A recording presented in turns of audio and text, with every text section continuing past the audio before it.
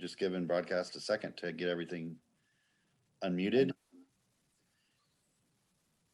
And want to welcome all of you for joining us tonight, the first in a series of youth dialogues that we're going to be hosting currently virtually. There may be a point in time where we can do this together and in one place safely. So we're looking forward to hearing from you. We've invited folks from teenagers on up through the age of 30. We've reached out through different organizations, from the school board to the Reichert House, and really anybody that wants to join us and share their thoughts with us. And so, you've got most, if not all of the city commission, I think, with you tonight. Looks like all of us are here, and we're just going to listen. We do want to make this fair and equitable for everybody. And so we're just going to ask you to follow a few basic standard rules of decorum. Please state your views positively, what you would like to see, what you feel like we're not doing enough of, how we could improve the city from your perspective. But we ask that you please don't attack individuals. This is about building a better city and not, personal sort of jabs or attacks, against anybody in our community. And we also are going to ask you to limit your comments to 5 minutes. And so we have Adam, who's with us, who will be running public comment. And Adam will also be able to serve as our official timekeeper.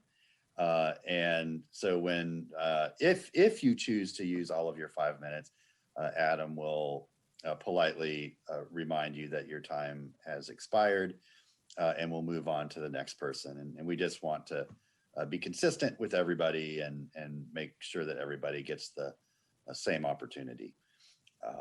And beyond that, there's really no structure. I think we want to learn more about what is important and pressing from your perspective as you live in our awesome city day to day, and maybe things that might not be top of mind for us as we go about our business. And so what I'm going to do is just go around the commission real quick. Some of you may not have seen or met all of your elected officials, and I'm going to allow them to just introduce themselves really briefly, who they are, where their district or who they represent. Of course, they represent everybody, but we do have district elections in Gainesville. And any other brief comments that they want to make, and then we'll get right to everybody who's joined us. And if you want to speak, then please use the raise hand function, and I'll just get everybody in order of the hands as they appear on my participants list. So with that, I'm going to just go in order of the people on my screen and introduce Commissioner Reyna Sacco first. Good evening. Let's say evening. Good evening, everyone. My name is Commissioner Reyna Sacco. I am the newest commissioner. I happen to be an at-large commissioner, which means my district is the whole city. So everyone here today, I represent happily, and I look forward to hearing from you all. I'm 30, so I am just at the absolute end of this youth conversation we're having today. So I'm not so far out of the woods that I won't understand some of what's being said. Thank you. And we'll lean on you for our official translator if we can't get to Urban Dictionary quick enough, Commissioner Sacco. Up next, I see Commissioner Ward. Thank you, Mr. Mayor. Good evening, everybody. My name is Harvey Ward. I'm the District 2 Commissioner, and District 2 is kind of from Howard Bishop Middle School. You might want to think about it that way, north and west toward the to the city limits, up past GHS, Gainesville High School is in my district, and a number Glen Springs Middle School, and out that direction, and farther north up to Blues Creek in that area. So I have a high schooler and a middle schooler and an elementary schooler at home, and so while I do not speak the jargon that Commissioner Sacco speaks of there, I do hear it a lot. So hopefully we'll have some good dialogue tonight, and happy to hear what everybody has to say. Thank you. All right, up next we have Commissioner Adrian Hayes Santos. Hi, welcome everyone and thank you for being here. I'm Adrian Hayes Santos. I'm the Gainesville City Commissioner for District 4. District 4 is kind of a Z across the city. It goes from the southwest portions of the city, 34th Street and the other side of 34th Street, all the way up to Waldo Road, just kind of crossing the middle in the University of Florida area. I'm looking forward to the conversation and having good dialogue. Thank you, Mr. Mayor. Thank you. And then we have Commissioner Gail Johnson.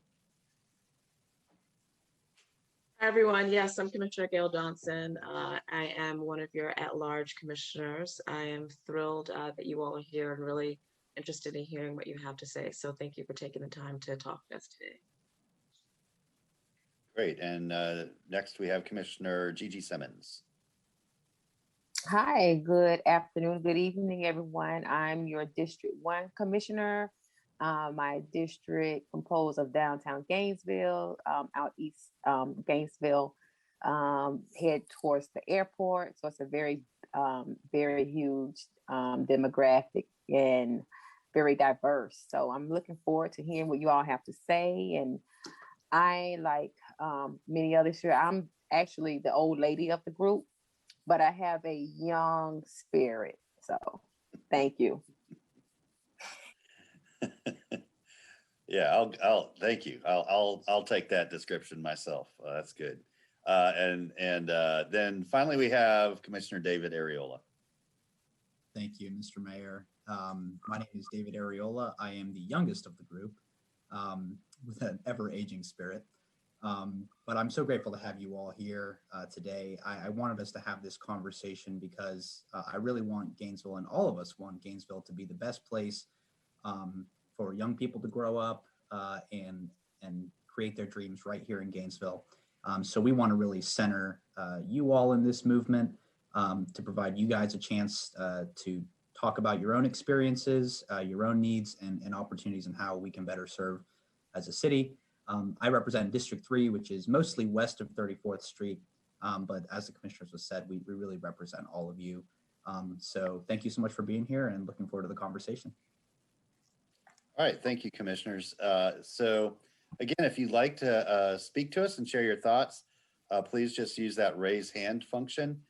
And while someone is deciding to be brave enough to go first, I'll just kind of say, from a kind of higher level philosophical perspective, all elected bodies, but especially, city commissions and local government, we make decisions trying to understand the needs of the next generation. So many of the decisions that we all make on this commission, we will not see the results of those decisions until long after we're out of office. Gainesville has a 2-term limit for elected officials. Until very recently, those terms were 3 years. And so the most anybody typically serves is 6 years.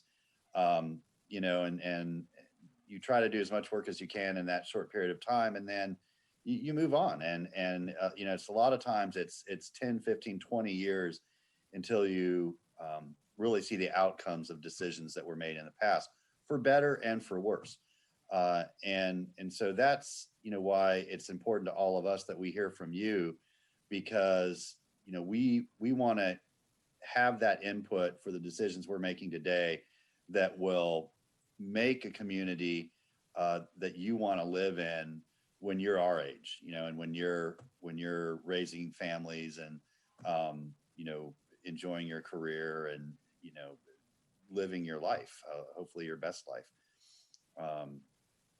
so often I think decisions are made through, where we are right now, or even trying to, recapture some nostalgic past. And, we know that two things are definite. We will never be where we were, and we will never be where we are, because, we always are moving forward. And so I think conversations like this are really helpful to clarify for us, what kind of Gainesville would you like to see, in another 10, 15, 20, even longer, amount of time. So, you're of course welcome to share whatever thoughts you want with us, but that's something I'm interested in hearing. What does the Gainesville of 2050 look like to you? And still nobody's raised their hand. Y'all might know I am a teacher also, and I randomly call on people. There are several raised hands. All right. Well, Thomas Harrington, our governmental affairs coordinator, has raised his hand very bravely. So, Mr. Harrington, I'll go ahead and recognize you. Sure. Thank you, Mr. Mayor. We have a variety of students from both the public middle and high schools with us, as well as students from Santa Fe College, University of Florida, and some other organizations. I wanted to point out, we did have a couple students with some conflicts this evening with exams and sporting tournaments. And I would like to ask if we could allow a couple of them to go early on first, one being Elle, who is with the UF student government. And I think she's here in the virtual room with us. If we could allow her to go first. And if there are others that may have conflicts, I assume they could raise their hands as well. But she was the one that notified me first.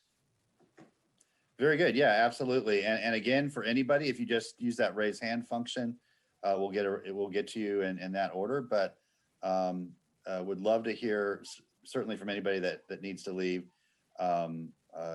starting with Miss Chumlong Look. I hope I pronounced your last name right, but you can go ahead and unmute yourself and introduce yourself to us and let us know what's on your mind. Welcome. Hi, thank you. Thank you. Yes, I didn't know if I was supposed to be in the attendees or not, but I do appreciate you welcoming me here and allowing me to be here today. Oh wow, so I didn't realize I'd be going first, but thank you so much for allowing me to be here. It's honestly an honor to be here. So I guess like some concerns. I mean, coming from a UF student, I know recently there's been a lot of issues with traffic safety around the university campus, as we've had a lot of students pass away from traffic safety issues that we've had. So that's kind of just something that I just wanted to bring up and see like what kind of provisions that would be addressed to prevent that, and for just to honor like the deaths of those US students who did pass away recently because of those issues. So that's something I wanted to bring up today, but yes. Yeah, thank you. And we've certainly heard from many of your peers at UF, as well as the larger community. Many parents from around the state have reached out and I think shared their support and more importantly, shared their advocacy. And so that's something that I feel very hopeful about and hope you do as well. There has been a lot of unity behind really addressing this issue, particularly on University Avenue and 13th Street, which of course are both state roads. I've seen the State Department of Transportation more engaged and more receptive than I've ever seen them, which is a fantastic state of affairs. A lot of coordination between the city, the university, and FDOT.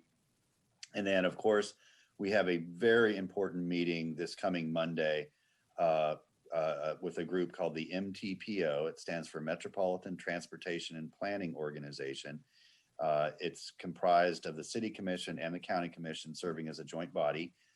And amongst other issues, we will be discussing the safety on the roads around campus.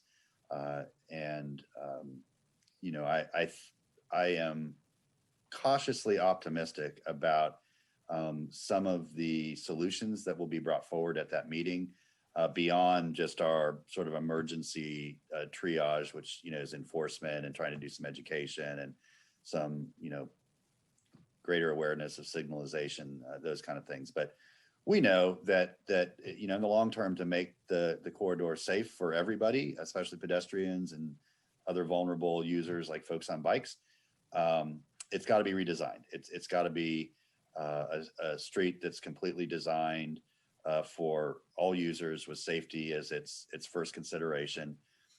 We know how to do that. We've done it before. We've done it many times before. In fact, every time the city has the opportunity to redo a road, we do a complete streets design. You know, I think it's just going to be up to the Florida Department of Transportation, hearing all the parents and all the students loud and clear that that's what they want to see there as well. And then we can move forward with getting it done. So, you know, I hope we can share with your peers that all of their advocacy, really positive advocacy too. I mean, it's been great to read all the emails and see the you know, group on especially Facebook, and their willingness to learn. I mean, most people don't go into you know, traffic engineering with a whole lot of base knowledge, and it's been a steep but really a powerful learning curve, I think, for everybody. So just spread amongst your group. You know, really please join us for that meeting. Information can be found on the city's website, the county's website. You know, we're going to learn a lot more about where we are in that process at that meeting on Monday. Thank you. I also wanted to bring up, since it is on the strategic plan that Mr. Harrington sent to me about, I'm the director of community involvement for student government, so I work with a lot of community partners, and I've been recently hosting like town halls with the Brown Center of Leadership and Service to learn more about the services that they offer, but also hear like some concerns that they have.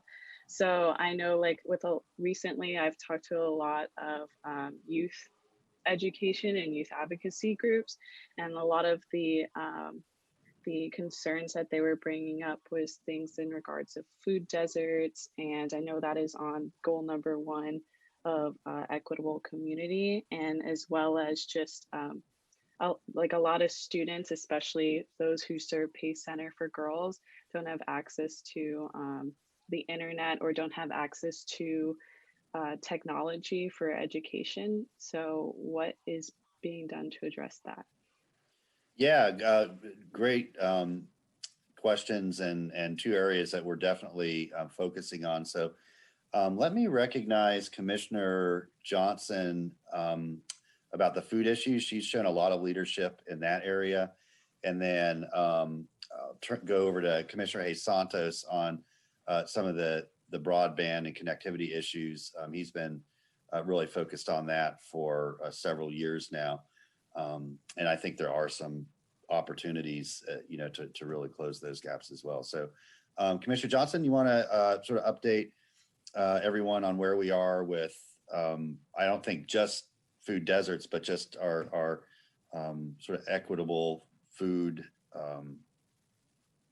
initiative overall.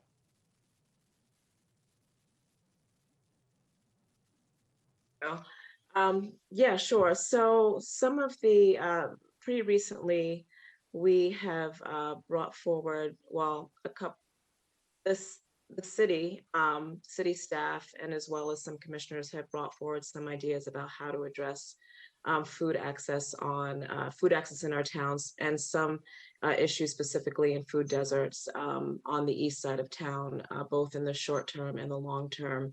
So some ideas that we are considering right now is something called the Healthy Corner Store Initiative. which would be kind of a short-term effort to get healthy foods into some of the food deserts by, or areas designated as food deserts by working with brick and mortar stores like, convenience stores, liquor stores, and other areas where we would be able to work with the owner to get some healthy foods in the stores for the community.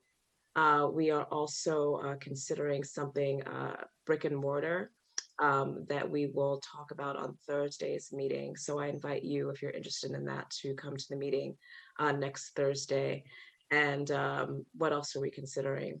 We're going to be working with the county on some issues around our underrepresented groups in farming, specifically our Black farmers, and helping to support some of the work that they are doing in the community to provide food, because there is a gap between, there's plenty of food in this community, there are plenty of farmers in this community, this is a farming community, but there's a disconnect between the consumers and the people providing that food. So we hope to start to explore some ways that we can make that connection even easier and help to kind of localize our food, because right now, we're getting it from hundreds and hundreds and hundreds of miles away. And it's much healthier, easier, better for the local economy if we're able to have more local food access. So those are just some of the ideas that we're working on. There's a list of about 15. That's what I can think of at the moment. Commissioner Santos, you want to talk a little bit about broadband and connectivity? Sure. Yeah, so we've been working on trying to increase broadband expansion in the city. We have some of the highest rates in the state of Florida for broadband. We did a study 2 years ago on expanding it, and we're actually doing a deeper dive into that this year, actually in a month or so, or actually in a couple weeks, starting with that contract to figure out how do we get municipal broadband and fiber to every single home and business in our community at an affordable price, trying to end the digital divide. I mean, I think the pandemic has been an issue beforehand, but I think this pandemic has shown that it's even a larger issue than I think many people realized, and brought to light a lot of the issues out there that we have to address. And it is an infrastructure project, and I think it's something that the city should be involved in. I am hopeful of what's coming out of the federal government with the new transportation secretary and President Biden on their infrastructure projects, including broadband as part of that. I know there was I wasn't there this afternoon, but I don't know, Commissioner Simmons, Ariola, you were there today with our Congresswoman too. I don't know if you have anything to update on that end. Yeah, if I can add something, Mayor, to that. Yeah, actually, it was a great meeting. It was a roundtable with representatives from the Alachua County area. We talked about the urban areas as well as the countrysides like Hawthorne and different areas that do not have access to internet and broadband in general. And so what I'm willing to do and what I would like to do is invite Elle and her group to join us on April 12th. We have a Digital Divide Committee meeting that will be taking place at 2:30. And the Congresswoman Kat Kamak and her group will be joining us at that time. So they did agree to come and be on the agenda for our next meeting. And we're going to talk about just how we can start looking at broadband as a utility and taking the necessary approach to get those out into the community. It was a very interesting conversation today, Adrian. And so I just want to make sure that Elle and the youth, all those who are listening today, if you can join us on April 12th, we'll do a deeper dive in broadband and access to broadband within Alachua County. Thanks.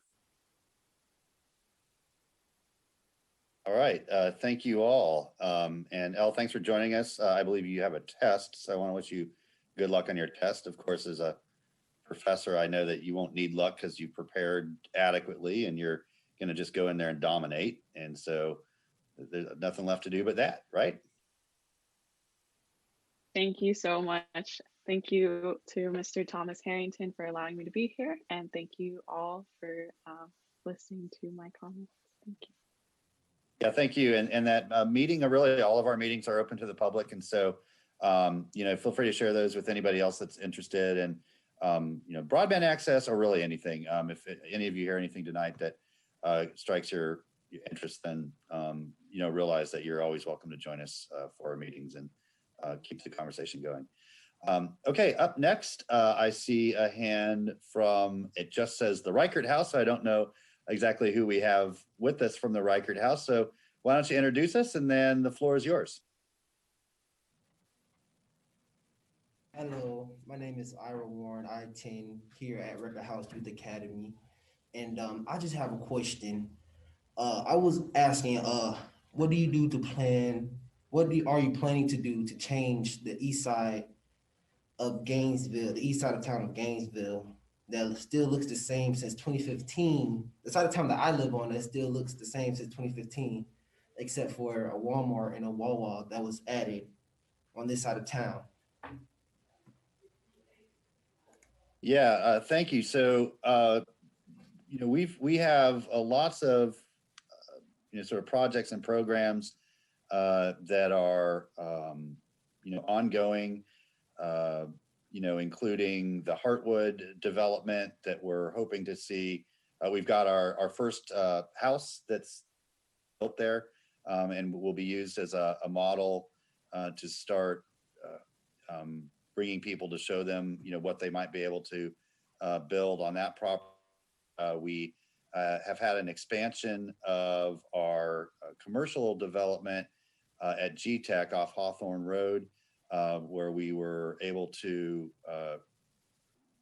retain and relocate a very large international company to sort of be an anchor there.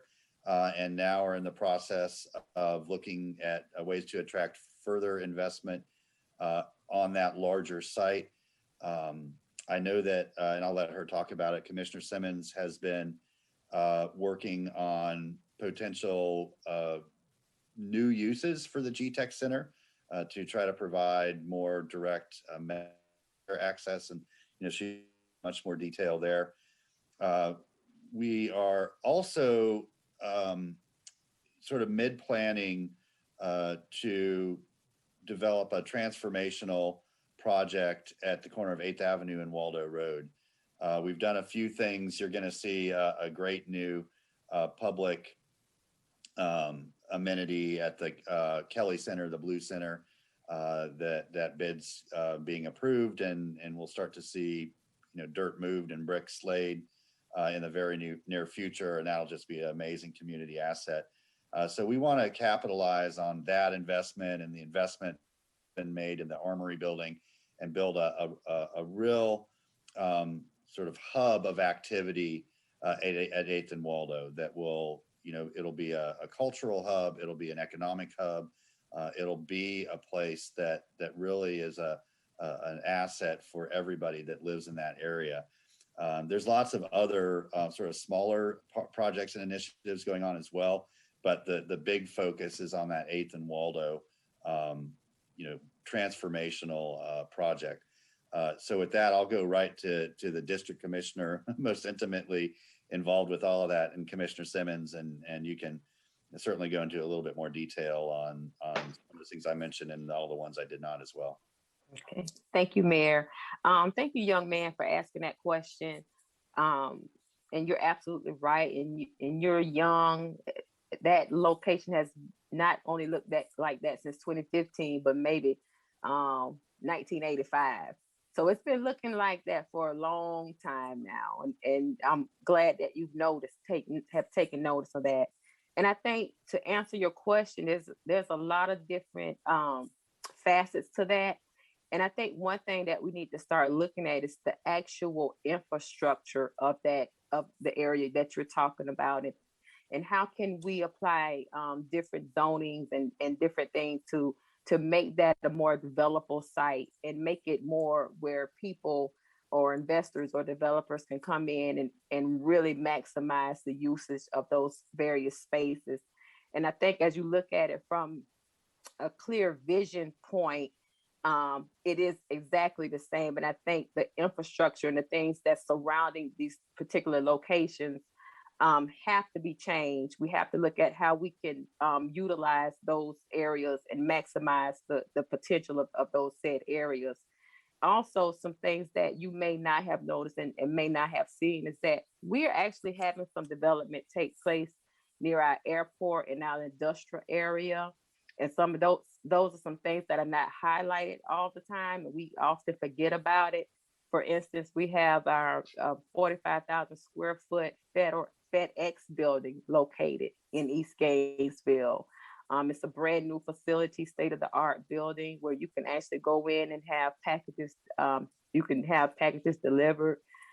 We also have Amazon in East Gainesville coming in and out of those areas.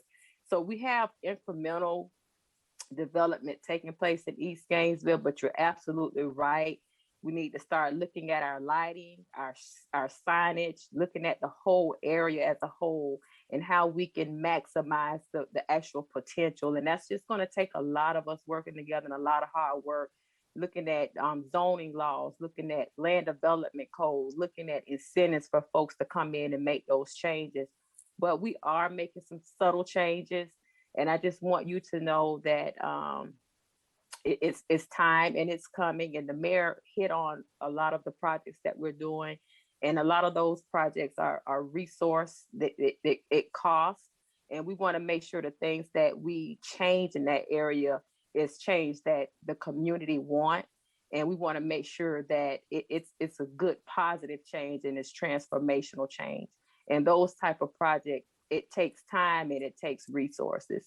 But in the short term, we can do things such as come up with incentives like incentives for businesses and painting projects, signage, sidewalks, trees, shrubberies, just an array of things that we could do to enhance the beautification of that area. So thank you so much for being so so smart and looking at and saying, hey, we need to make some change over here. This has been the change for 5 years, but in actuality, it's been like 15, 20 years. So we're steadily making improvements. And the mayor mentioned a lot of projects that we're currently working on and we're going to continue to work on. So thank you for that. Thanks, Commissioner. Commissioner, do you want to get in on that? No, Mr. Mayor, I don't think I could say it any better than you and Commissioner Simmons. And it's a really great, I think that this conversation has really generated a lot of interest. I don't know if you noticed, we've got about 9 hands in the attendees lobby trying to get in on this.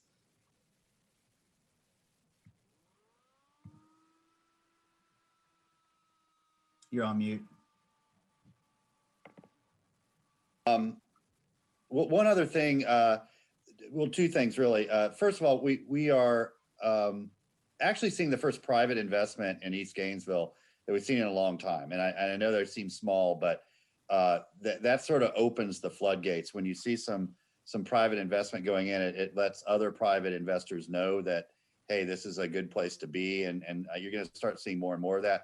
And the other thing I wanted to mention was the old Job Corps Center. It's a massive facility. You know, it's got a gymnasium, it's got classrooms, it's got meeting space. There's a lot of potential out there. And we're just trying to figure out how we might be able to partner with some folks to make that something really special out there. It's owned by the federal government right now. So they first have to dispose of it and turn it over to somebody else. And you know, so we're working with a lot of folks to see if we can come up with the right combination of ideas, you know, to let that be another transformative project. But we're kind of early on in that. We just don't want it to sit there vacant. We know that doesn't help anybody. Okay, so let me go to the attendees list and recognize Miss Bernstein. So if we can pull Miss Bernstein over. Once you're over, Miss Bernstein, introduce yourself and let us know what's on your mind.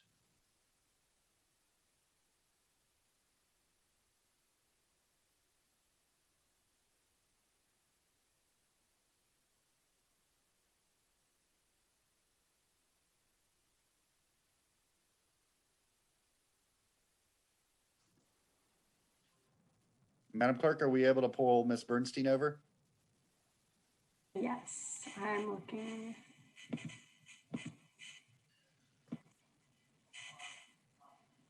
She should be able to Okay, yeah, Ms. Bernstein. now. Hello, hi, I'm also from the student government at University of Florida. So I really just wanted to focus on transportation and security around campus area. I know at least right now, I personally am not able to go anywhere after like 5:30, 6 o'clock because I live alone and it's dark outside. And I was just wanting to try to increase the security measures around campus so that it is safer for students to go get dinner or go to meetings for their organizations on campus if they don't live on the main campus. Yeah, thanks for that. We actually were just talking about lighting and improving lighting standards at our last meeting, and there was consensus amongst the commission that that was important to us and a priority. So we're going to start working on, how we can change our code and sort of update our lighting standards to create, better lighting in general, not just around campus, but in, many parts of our city that are just, a little dark and maybe a little dangerous. Thank you. And then I was also thinking that it might be a good idea if there is a budget for it to put in more security cameras so that it is easier to track what's going on around Gainesville, because I know there's been some issues and we were not able to identify who was in the videos or where everyone was. So we weren't able to find any suspects.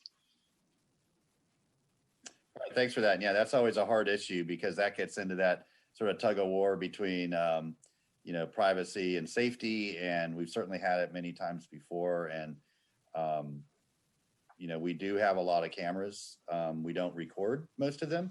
They're used just sort of for traffic maintenance and things like that. But that's the kind of thing we need to hear from folks like you and everybody else. If sort of public safety and security is more important than sort of personal privacy, then that's a discussion, and that's an old discussion and one that will continue to sort of be, I think, front and center as technology advances, very rapidly. Yes, and then I know that we also have the RTS bus system, which has been very helpful, but the routes are very limited during certain hours of the day, which makes it also difficult to get around. And then there's also no stops at certain locations. Like I know there's some new apartment buildings called the Hub on 3rd Avenue, and they don't have a crosswalk at the start of their building to Publix. So students are just walking across the street with no crosswalk, and there's no stop signs or anything. So it's very dangerous for them to get around in that area. Yes, we definitely always encourage people to go to designated crosswalks when they're available. Excuse me, but yeah, thank you for bringing all that to our attention. I mean, I know that our city manager is listening and our GPD folks are listening, and they'll make note of those areas and look if there are things that we can do to improve the safety. Thank you so much. Thank you. Thanks for joining us tonight. Appreciate it. Thank you.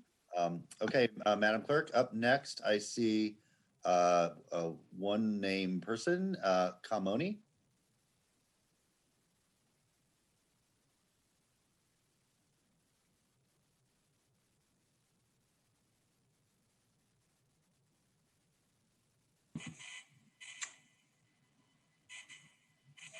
I was want to ask about like boot camps for small businesses. Yeah. So we were partnering with a few folks, including at UF, on a small business boot camp. I think that has gone on pause since COVID because it was like an in-person Saturday session. Mr. Feldman, is there anybody that could speak more to that? I haven't gotten an update on that in a while. Sorry, Mayor, which specific issue? We were doing the JEEP program, the Gainesville Entrepreneurship for People Facing Adversity. But I think that has not been happening since COVID. I hate to put you on the spot. I don't normally do that, but if, in case you happen to know what the status of that is. I believe it was discontinued at the time COVID came out because of the inability to meet. So the other thing I know about, I hope I'm saying your name right. I apologize if I'm not. Is Santa Fe has several programs through their Seed Center, which is their downtown facility, which is being rebuilt right now. But for people trying to start businesses that don't really kind of know where to start. And so, you know, I know right now, you know, they provide a lot of services that are mostly virtual, I believe right now. So you do have access to them, and you can find more information out about that by going to Santa Fe's website. Yeah, I'm in 8th grade and I'm a part of Dream on Purpose. Okay. And a lot of those are open to the public. You know, they're not just for college students. Santa Fe, part of their mission is sort of what we call continuing education, or education that just like anybody can sign up for and do. You don't have to be a registered student or get accepted or anything. And so, you know, that those are, I think, are still worth looking at and seeing if any of their particular classes or programs are what you're looking for. I was just on there the other day, and they had a really wide diversity of things that are pretty narrowly focused. So if there's just like one or two things that you want to learn more about, you can take those and then sort of see where that takes you to the next step. Commissioner Saka, did you have a point on that particular? Yeah, just briefly, I know that another program that we had, it wasn't so much a boot camp as a mentorship program through equity and diversity, equity, diversity, and inclusion. I know I'm getting that wrong. But they had a mentorship for minority businesses and folks who were interested in it.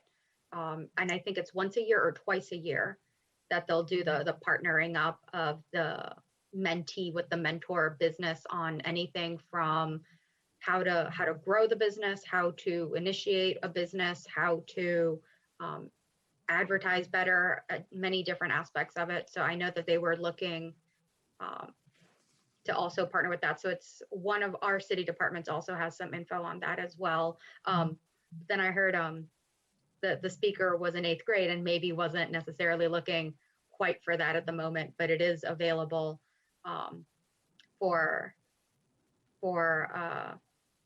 you know, when he or she decides to move on and grow that business. Right on. Thank you. Did you have a idea to offer our guest? Ms. Chumlung, I see your hand up? Did you want to? Sorry. Sorry. I actually had a different question whenever I wanted to ask before I leave. Okay. Commissioner Hayes Santos, did you want to get in on that? Yeah, thank you, Mr. Mayor. There's a Start GNV, which is like the local nonprofit to help startups. They have a variety of different programs they have and accelerators, and they don't have any age limits or anything like that. So I might reach out to them, startgnv.com. They might be able to help point the person in the right direction. Yeah, it's startgnv.com, and they also have they're on social media as well if you want to find them that way. And it's not part of government or anything. It's just a bunch of local entrepreneurs and business folks that like to share their experiences with people. Ms. Chumlin, look, go ahead before you have to go back to everyone else in line. Yes, thank you. Thank you for allowing me to ask one more question. So I'm from Palm Beach County, and when I first got to Alachua County, and I think a lot of students who are visiting or come to UF notice is the increased amount of homeless population that there is within Alachua County. And I know with the recent closing of Dignity Village and with the public safety ordinance of not allowing panhandling in medians or traffic, which we do see a lot on University and 13th, and the issue of affordable housing within Gainesville, which is on the plan, the strategic plan that was sent out. That is something that is going to be addressed in the future. What is your goals for decreasing the amount of homeless population and increasing affordable housing? Yeah, so I that's an 8-hour question, and what I'll say is that through our partnership with Grace Marketplace, we have consistently reduced the number of homeless people in our community every year. Now that they just did the point in time survey, and I'm guessing that homelessness has gone up slightly since COVID. We know that there have been increased pressures on people, and some folks, have been adversely affected and lost their housing because of that. But I see Harvey. It is incorrect to say that homelessness has been increasing in Alachua County. We have consistently and steadily seen homelessness go down because of Herculean efforts by a variety of people working together, partnering together to emergency assistance, rapid rehousing, and then the wraparound services that folks need to stay housed. We also are working on a comprehensive affordable housing plan. If you follow affordable housing, you know that this is a problem in every community in the country. I'm guessing Palm Beach as well. And so, we have to find the solution that's right for Gainesville. And it's hard because, some of those solutions upset folks that currently, live here and feel like their neighborhoods are under pressure or are going to be adversely impacted. So you will see the first sort of pass at an affordable housing plan on tomorrow's City Commission agenda. It is not the final plan, but it's a starting point for us to look at recommendations of what we think might work, and we have to fit all those pieces together and work towards a final solution that ultimately will make sure that every person that needs a roof over their head and that it's safe. Some other things that we've done more recently, we passed a rental rights ordinance that makes sure that all rental properties that people live in meet a certain minimum safety standard and energy efficiency standard. So we know at least folks will be living in a decent place if they're housed. So it's all part of a larger approach towards making sure that there's dignity in housing. And it's not going to happen overnight. It's going to take a lot of focused effort over a long period of time. And Harvey, Commissioner Ward's been involved with homelessness and housing long before he was a city commissioner. So he probably has a lot smarter things to say about this than I did. Thank you, Mr. Mayor. Nothing smarter, certainly, but we do have some things in the pipeline that I am hopeful for. But I will say also that, one of the issues that we have to deal with in Gainesville is that our surrounding communities, and when I say surrounding, I mean 75, 100 miles away, choose not to engage in significant homeless services. And that means whatever we do is that much more difficult. We are a community that serves people who are not necessarily from here always. And that's true of the University of Florida. It's true of our hospital systems. And it's also true of the social services that we offer in our community.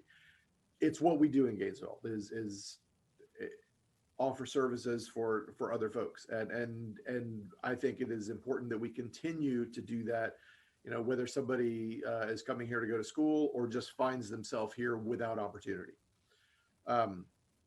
Grace Marketplace is something that has developed over the years into a kind of a national model. And people don't People don't think about that, but Mr. DeCarmine and his staff out at Grace have done the kind of work that other cities want to emulate. And that's not, a pat on the city of Gainesville's back. It's a pat on those service providers back. St. Francis House does great work. There are lots of folks in our community dedicated to trying to make an impact on homelessness in innovative ways. Some of those innovative ways are the most simple things you could possibly imagine, that have thought ourselves into knots trying to come up with better solutions. But really, it's just about helping people where they are. So one of the things that I'm really excited about toward that end is we asked the Continuum of Care, that's the group that works through the United Way to combine all the different homeless services in town. Mr. Dodd's working with them, is going to be bringing us, has already brought to one of our advisory boards, and we'll be bringing the City Commission a plan for how they can do with our funding, direct outreach with social workers to folks who find themselves living outside downtown. And that should be coming to us fairly soon. It looks like Mr. Feldman's going to speak to that. That's a big project, but it's the kind of thing that's the next logical step in what we do in offering services to people who find themselves in the most dire of straits. So look for that coming to us soon. There should be some news stories about that. And I think it's going to be a really significant change in the way we offer services. So thank you. Mr. Manager, you want to get in on that? I was just going to update the commission and all of our neighbors that are listening. Last night, the GCRA Advisory Board unanimously recommended to the commission to use downtown TIF money to fund the outreach effort, and we will be bringing that to the commission at your first meeting in April for final approval.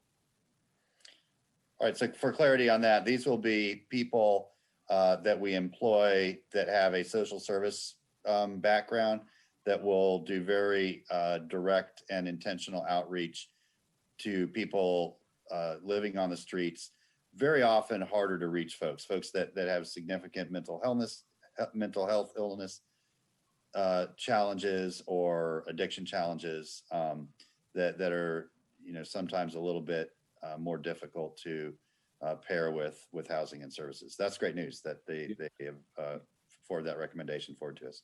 Yeah, we will be entering into a contract with Grace since they are the subject matter experts on how to do it. All right, thanks for the update. Okay, Madam Clerk, let's go to our next guest, which is Taylor Hill Miles.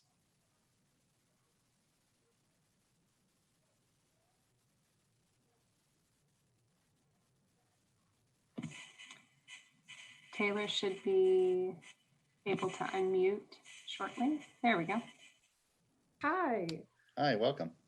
Thank you. I just want to thank you guys for having me so much. So I'm here on behalf of Eastside High School. I'm in the student government there as well. And I just prepared a little statement to share with you guys about my opinions of everything. So growing up, I was always taught that success was a linear line. You went to high school, you went to college, and you got a job. Simple as that. If you did not do those things, then you might not be successful. And this way of thinking, in a way, can alter a child's development.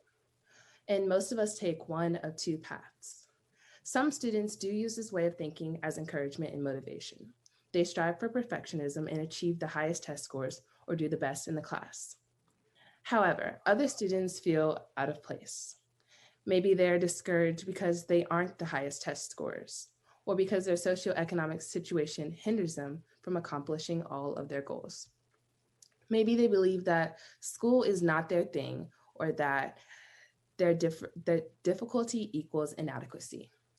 And all of these ways of thinking will negatively impact the development of the child. Therefore, if I was running a city to help young people like me have a better life and a better future, I would provide greater support and teach students that while education is important, there's more than one path towards success. At a high school level, I think that specialty programs such as the Institute of Culinary Arts and the Medical Skills Program at Eastside and the Academies of Future Teachers and Health Professions at GHS do a great job at accomplishing this goal.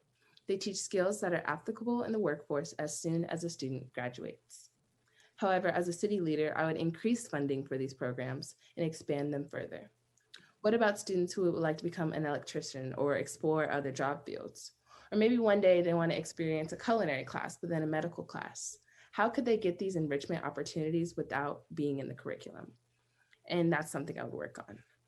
Also, if I was running a city, I would implement greater shadowing opportunities for high school students to explore their interests. I would introduce them to the options of trade schools and other alternatives to further education besides college. And in fact, why don't students take any maybe career day field trips where they could experience a day in the life of a local business or other opportunity? For younger students specifically, I would create youth engagement clubs for elementary and middle school students to get involved. You could host these clubs at parks, local schools, or other locations that are easily accessible. For young Black and other minority students in particular, create programs that correlate to the youth's culture. You could do a rap and poetry, which could help develop a child's writing skills in the context of rap as a form of poetry. And you could also maybe try a Cultures Around the World program that could increase the students' awareness of different cultures through dance or other cultural customs. All these programs could broaden a student's perspective and make them want to learn. So therefore, success is not a linear line. It is something that is unique to the individual and their needs and desires. Therefore, the key to success for the youth of my age is greater engagement, support, and motivation. So yeah, that's all. Thank you, Taylor. Wonderfully written, wonderfully delivered. Thank you for sharing your thoughts and all of your work that you're doing on behalf of your classmates there at Eastside. Really, really, really appreciate your time. Okay, Madam Clerk, up next we have Jack Parr.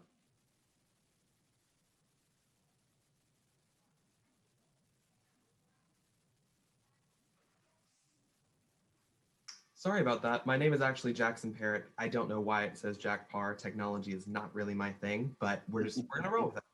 So thank you, Mr. Mayor. My name is Jackson Parrott, and I'm the Gainesville High School representative. So thank you for the shout out, Commissioner Ward, earlier on. To prepare to speak to you today, I conversed with friends, faculty, and my student government about the most pressing issues facing Gainesville's young people.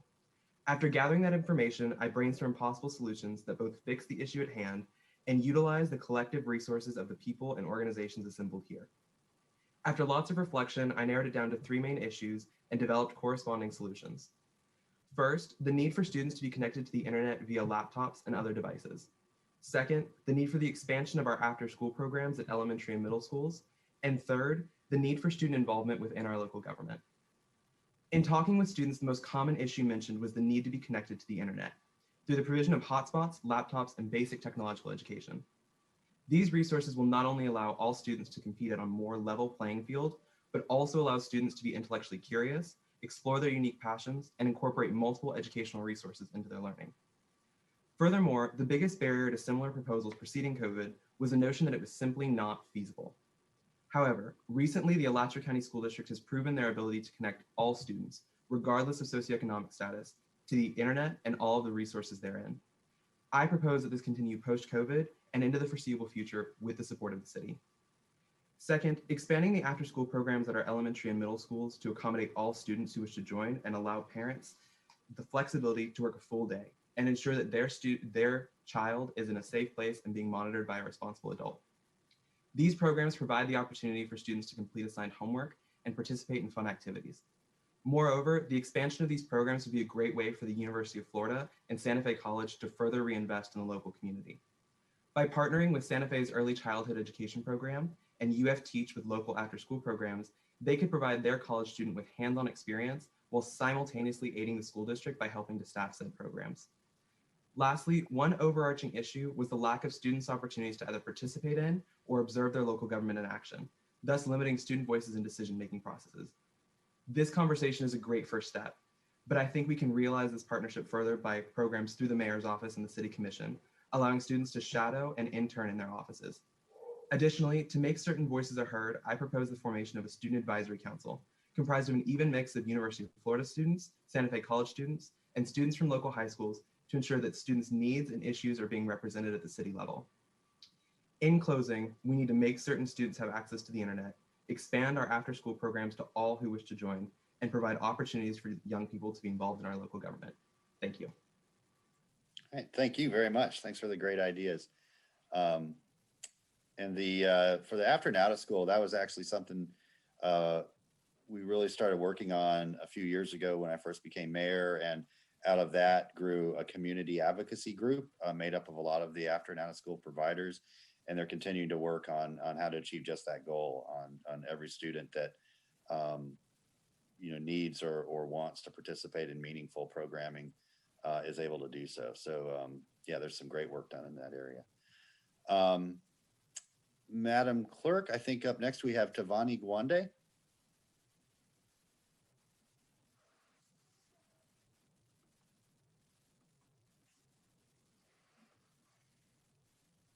Yeah, my name is, it's pronounced Tanvi Gawande.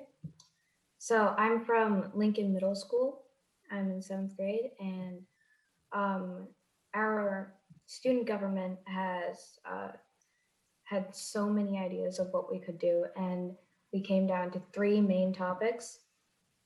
So our first idea is to have exciting learning opportunities for not just students, for just people in the community.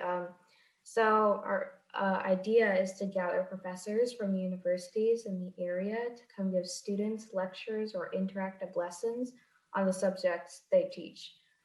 These lectures could be just something to implement with the students, just engaging activities.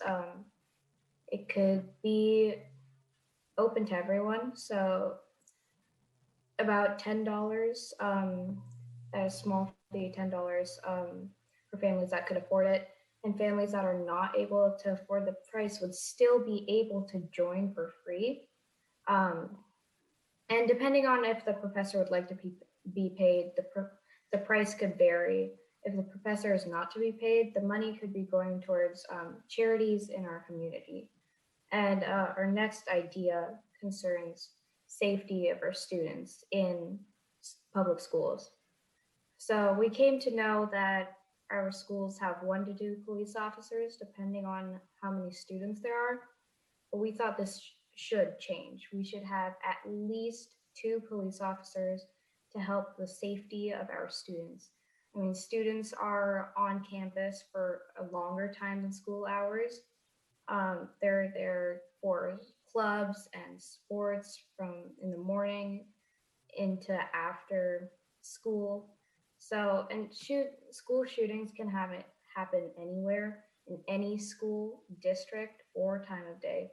So the safer the staff and students feel, the more they will get accomplished. No student should come to school being afraid of being harmed by other people. And the officers would definitely help with that. Safety is always first. And our final idea is that funding should go to pre-existing physical schools rather than extra online programs or building new schools at high prices. I mean, Lincoln Middle School itself is pretty old, considering it was opened as a school in 1956, and many of the school computers are refusing to turn on. Our Wi-Fi does not work a lot of the time, and the bathrooms aren't that great. I mean, especially during COVID-19, our bathrooms should be frequently sanitized. They should be tidied, nice and clean. So the spread of germs is slowed down to a great extent. This could prevent many students and staff from contracting the virus and having to quarantine. So the issues I have talked about are vital needs for students and people in the community right here and right now. We as students in the school districts and city want to see funds being used more wisely. And asking for assistance from local businesses when time comes. We really need your help. So thank you for your time. It's been an honor to speak with you. Thank you, Ms. Gwande. I appreciate your participation. Up next, Madam Clerk, we have Kane Ahern.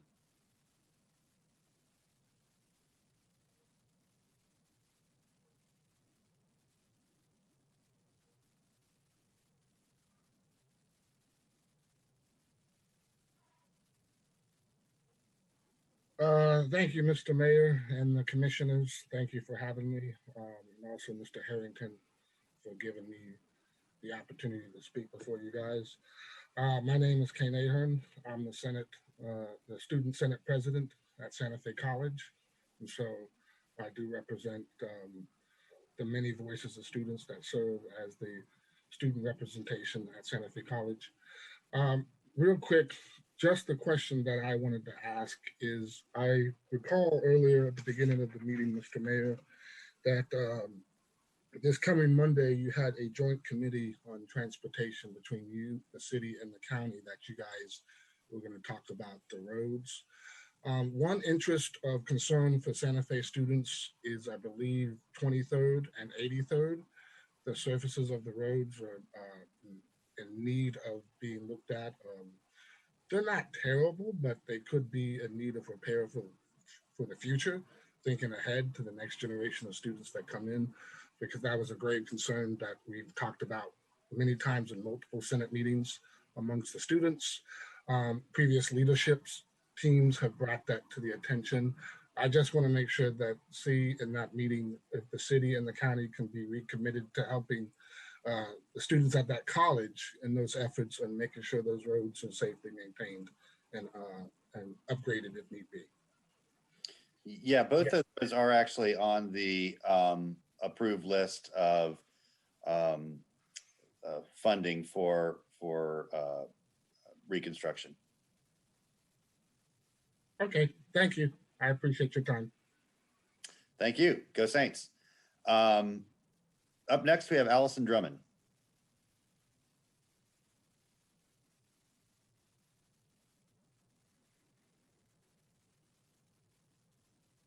Hi. Oh, where's my video? Hi, I'm Allison Drummond. I'm the senior class president at Buchholz High School. Thank you guys for having me today. I think one of the issues I've noticed living in Gainesville my whole life is the lack of youth sports in Gainesville and the lack of funding for programs in the middle schools. And I've kind of seen this as a detriment being an athlete myself in high school, with the lack of like facilities in the school and just like the lack of participation at the middle school level.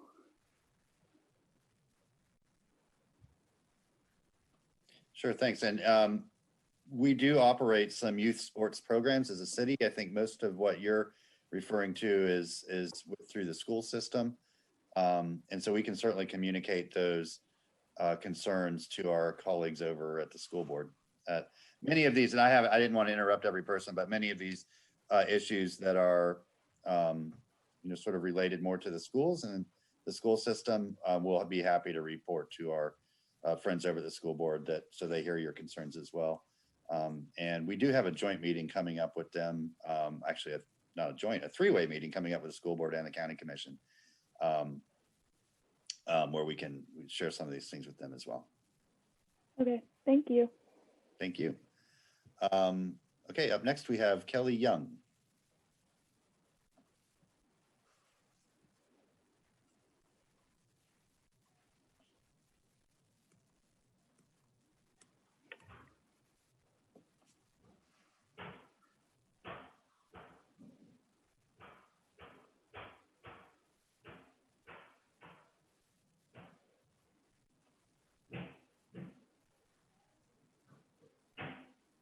Oh, am I on?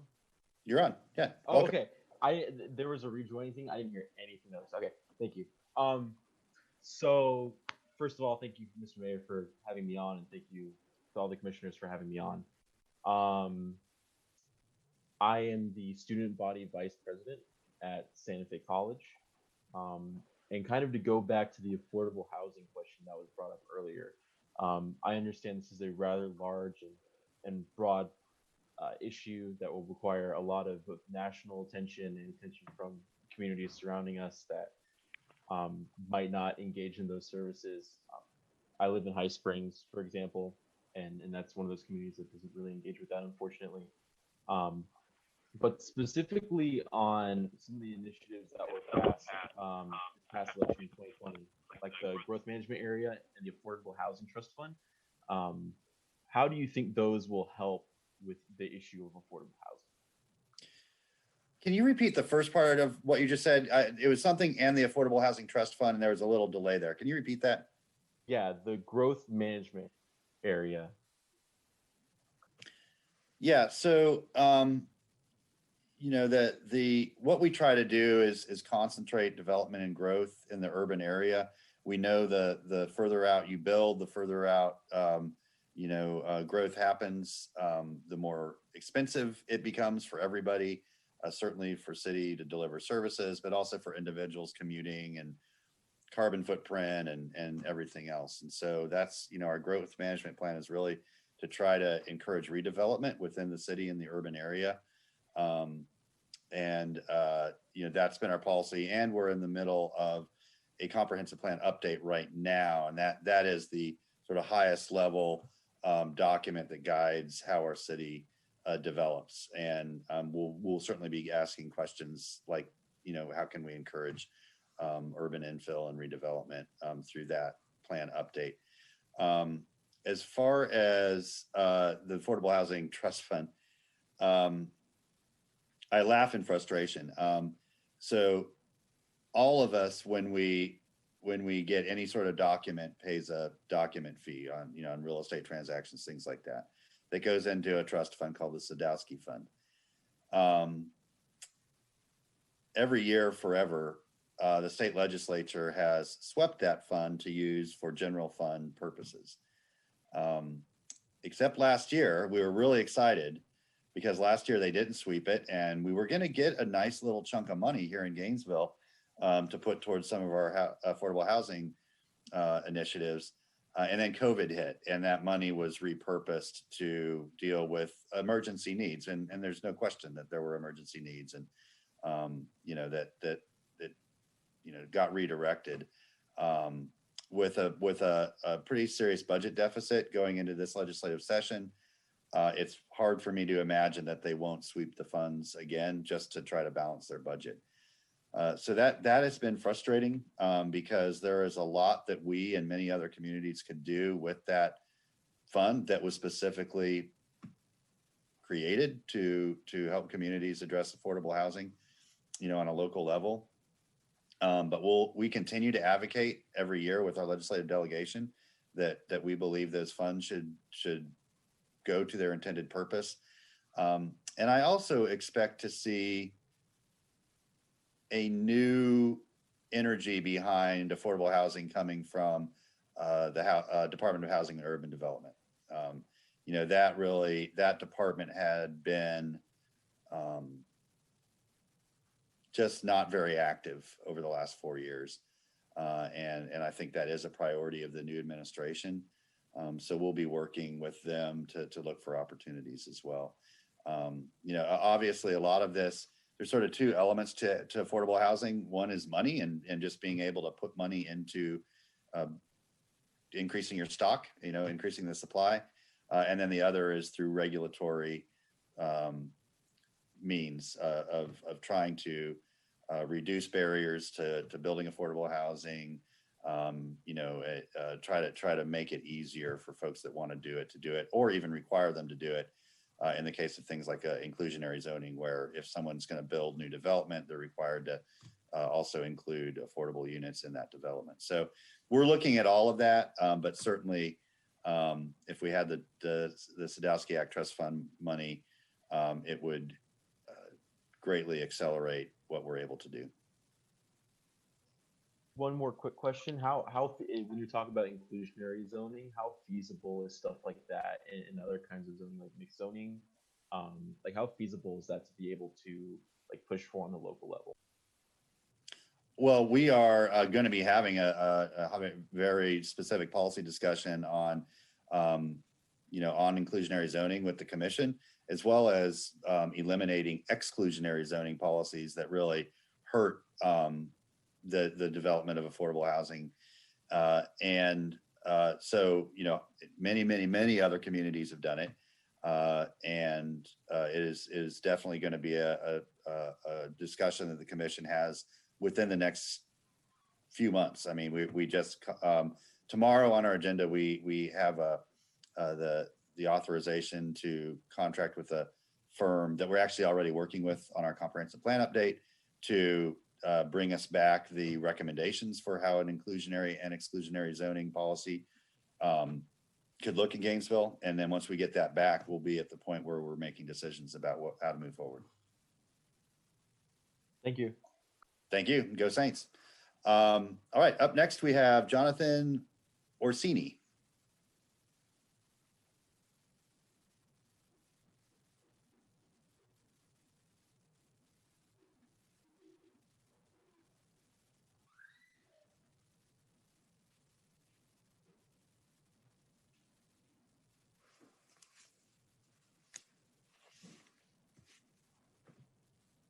Hi, sorry about that.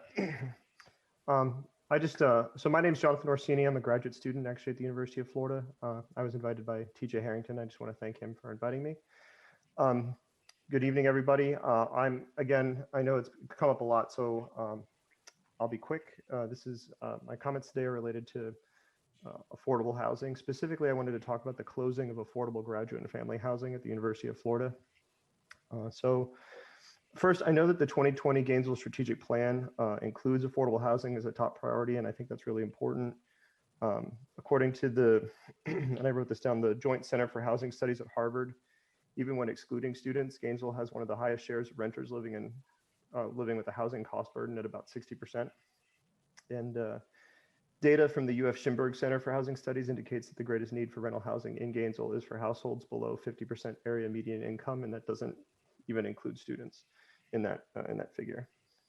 So to reduce that gap, the Schimberg Center has recommended building more apartments in sort of the $600 and $900 rent range and below, and then preserving existing supply of subsidized and naturally occurring affordable housing. So with that sort of as a backdrop, I think it's important for the mayor and the city commission to be aware that the University of Florida is permanently closing or planning to permanently close 348 affordable housing units with 522 beds as part of the campus master plan. And they have openly admitted that they have no long-term strategy to replace them. So these units cost about $560 for a 1-bedroom and $617 for a 2-bedroom. So they're incredibly affordable. Instead, what they are already doing is building a really large honors dorm for undergraduate students that costs roughly $1,100 per bed per month, and there's no space for families. So these decisions are being made as part of a master plan that seems to lack a deeper understanding of the needs of the Gainesville community and the needs of students that live here. So a survey of 166 graduate students, and I'm hoping to get more, still in the middle of the survey, living currently in grad and family housing indicated that 82.6% of those students make less than $30,000 per year as a family. So when these housing complexes stop accepting new applicants in 2021, so in June, I think they're going to stop accepting new people.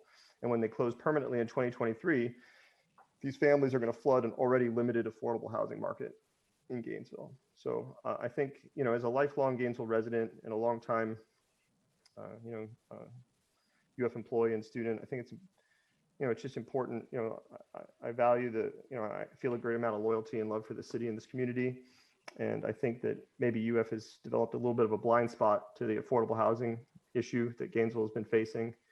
And it seems like maybe the priorities of the city of Gainesville and the priorities of the university seem to be a little bit out of alignment on affordable housing. And so mostly I was just sort of dropping in to see just to make sure that the commission was aware that this was happening, but also to ask if, since it seems like there's a lack of alignment here between the university and the city, if there's anything the city could do to maybe persuade or convince the university that there's some folly in the decision that they're making. And that's it. Thank you very much for your time. Yeah, thank you. And I'm absolutely happy to have that conversation with leadership at UF. No problem.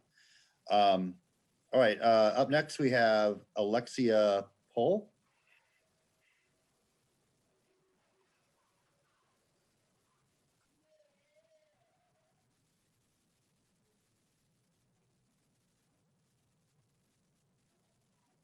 Hi, I'm Alexia Pohl, and I'm an 8th grader at Westwood Middle School.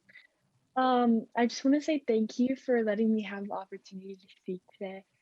I'd like to recommend the creation of a program to prepare students transitioning from middle to high school and as well as high school to college.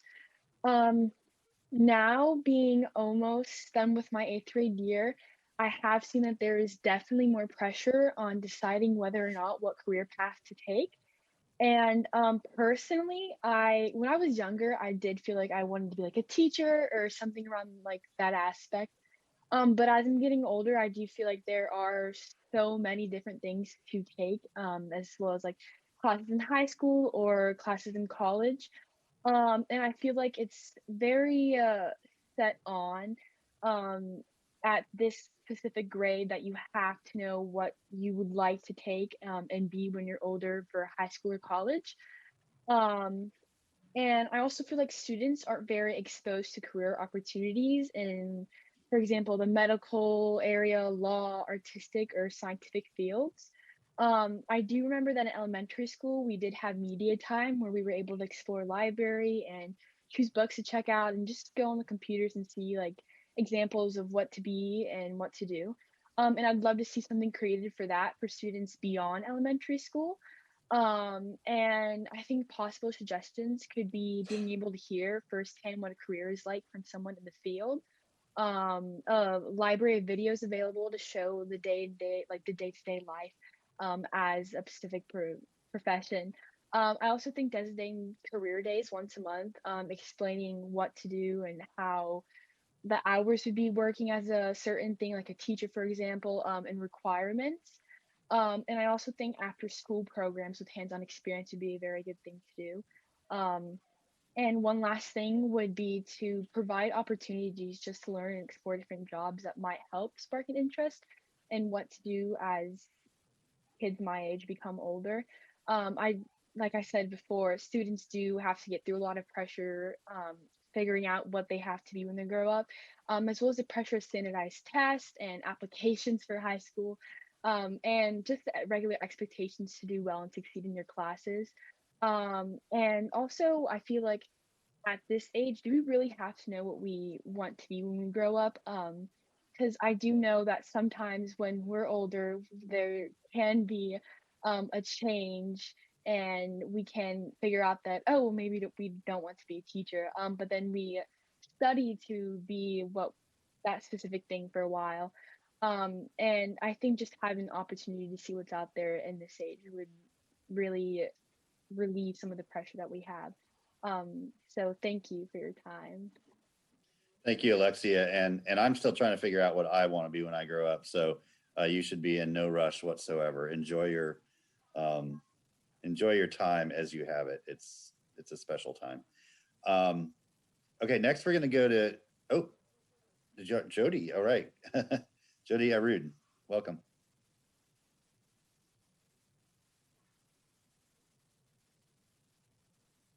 Okay, I think I'm on. You are. Thank you, Mr. Mayor. My name is Judy Irud. I am the student body president at Santa Fe College. I'm also here on behalf of our student government and our student body. I want to start off by thanking Dr. Harrington for inviting me and the rest of my leadership team. So just a little bit of background on myself and what I've done at my time at Santa Fe. I moved to America about 4 years ago. I was born and raised in Aleppo, Syria. So I'm an immigrant, and I have many family members that resides in Gainesville, Florida, that are also immigrants. Some are asylees, some are on TPS and different statuses and whatnot. And so one thing that I have always been passionate about, I'm not on an asylee or TPS, so I'm here on a student visa. So none of this directly affects me, but it affects people that I know, many of our community members. Our city is extremely rich with immigrants and people from all over the world, with whether they're DACA students, international students, asylees, CPS, individuals. They're everywhere, and they contribute to our community greatly. So something that I've been exploring is different programs or ways that we can help these people that contribute to our community. Some other background information that I have is studies have shown that children of immigrants tend to attain more education, have higher earnings, and work in higher paying occupations, which ultimately, again, contribute to our country on whether it's locally, on the state level, or national level. A lot of things that immigrants, a lot of issues that immigrants face are, the culture shock, the adapting to the system on their own, not knowing how to proceed, how to handle their finances, kind of navigate the city and the country and the system and whatnot. There's a lot of cities in Florida. One is Jacksonville, that they basically or ultimately guide immigrants through these processes, but I haven't seen that happen in Gainesville whatsoever. I personally have volunteered with the Lutheran Social Services in Jacksonville, where I've overlooked the entire process of how they help out immigrants, how they offer financial literacy to them, how they help them get ESL classes and courses, whether they're paid or for free. The most ideal situation would be for free, because a lot of these people can afford that. But those who do, again, they give back to the community. Many of them are business owners. Many of them invest in our city. They feed a lot of people for free. They volunteer to help in any possible way. So there's a lot of things. And of course, we're all aware of UFN SHANs. Their attendees, residents, and surgeons, doctors, many of them are immigrants. They come from immigrant families. Our educators at Santa Fe, same thing. Our educators at UF, that's also in the same boat.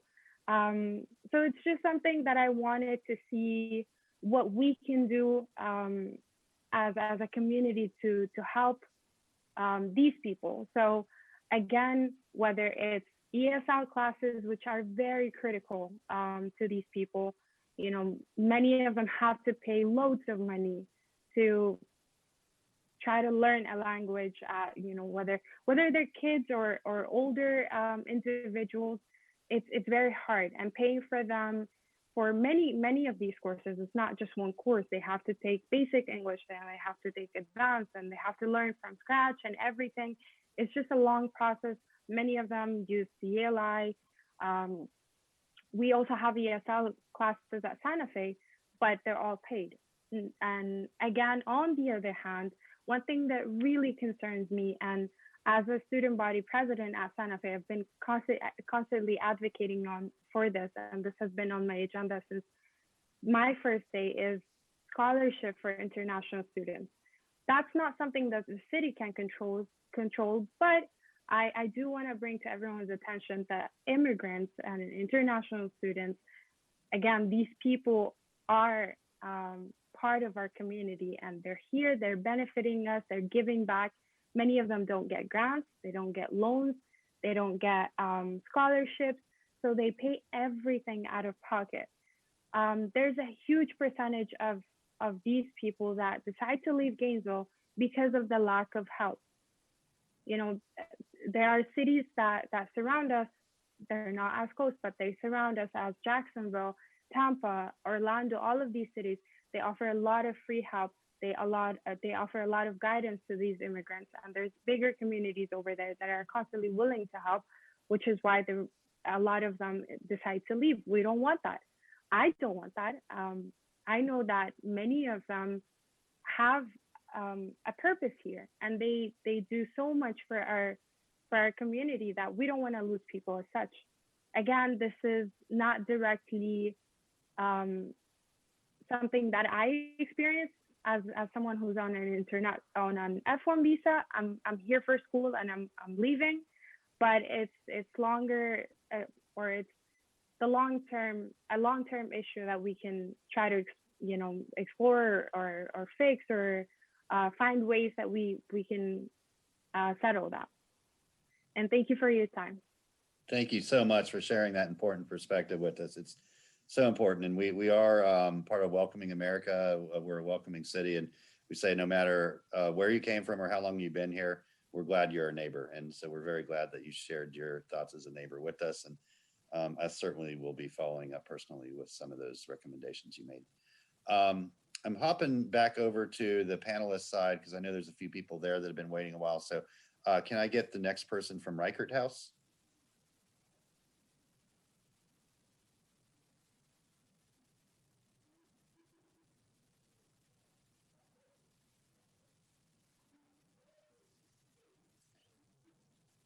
Neighbor from Reichert House, are you ready to speak? I can go to the next person if you're not quite ready.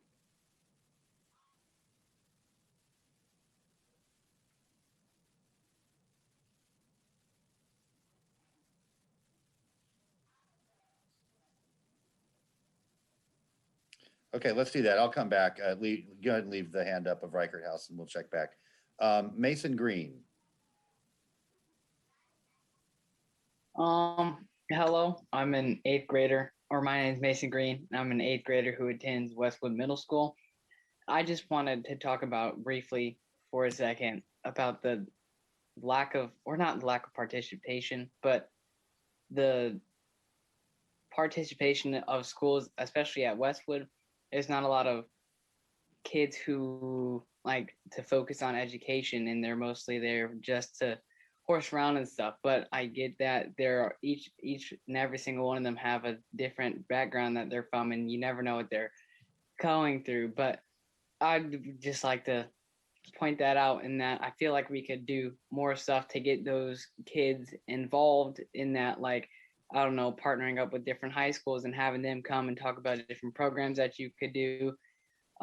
We do have guidance counselors who do talk about that, but it's not enough because it's not from their perspective and they're not going through it right now. But if we were to have those kids who have gone through that program and have that experience to share with us middle schoolers as we're heading there next year, it'll be very nice for us to maybe get those students on the track to education, which be really nice. And yeah, and I guess there's a lot more to that, but it's just to get those kids, because there's not at my school especially, there's not really a good amount of people who want to actually participate and learn, especially with the school rules about like all the high flex and stuff, and our county enforcing that rule where you have to have your cameras on. Some kids don't really want to do that and it makes them uncomfortable, I guess, but there's punishments for that, like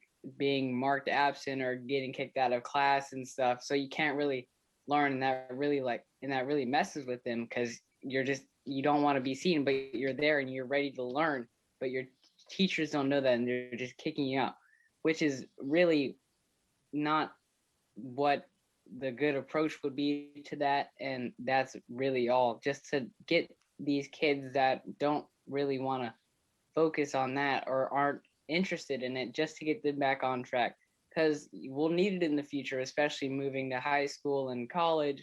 And we're going to be out in the world going to jobs and having a family and just being a citizen and having these basic roles. So thank you for allowing me to talk, and goodbye. Thank you, Mason. Appreciate that. Reichert House, are you interested in sharing some thoughts with us?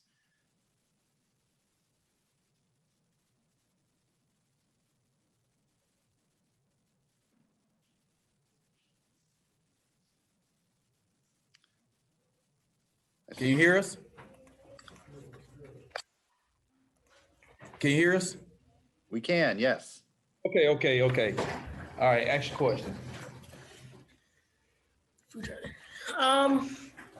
Hi, my name is Derek Williams, and I go to the Reichert House Youth Academy.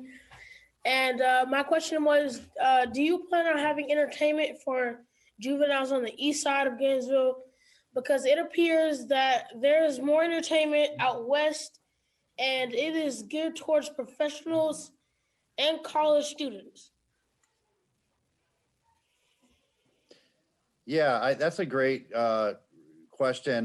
That's something that we're working to do, and we certainly could use input from folks like you on what would be meaningful and what would you want to see. Like when we're talking about our 8th and Waldo transformational project, that's the kind of thing we would like to see. That something that attracts families, youth, sort of, something for everybody, that it's a place you want to go and you want to be.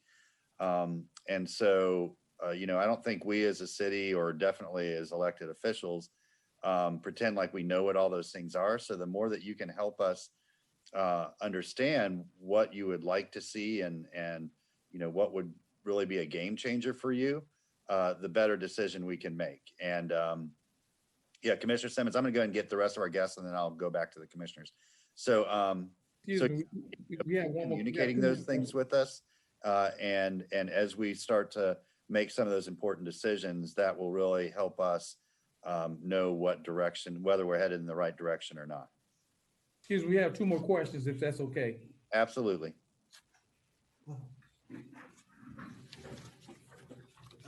Hey, how you doing? My name is Devon Shavers, and I attend to the Record House.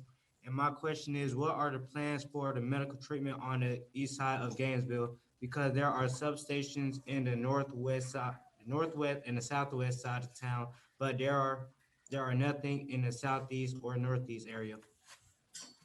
Yeah, I'm going to let Commissioner Simmons answer that. I know she's been working really hard on that, so I know she can speak to that well. And then I think you had one more question from the Record House.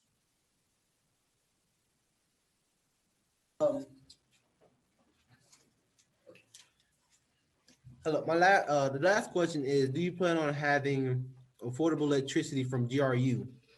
Because I know, the GRU bill is kind of a obstacle for family like mine, because my mom, in fact, works 2 jobs and she used money out of both of her checks just to make enough for the light bill, and then she has to take money for gas because she works in Alachua. That's like an hour trip to work every day, back and forth, and it limits.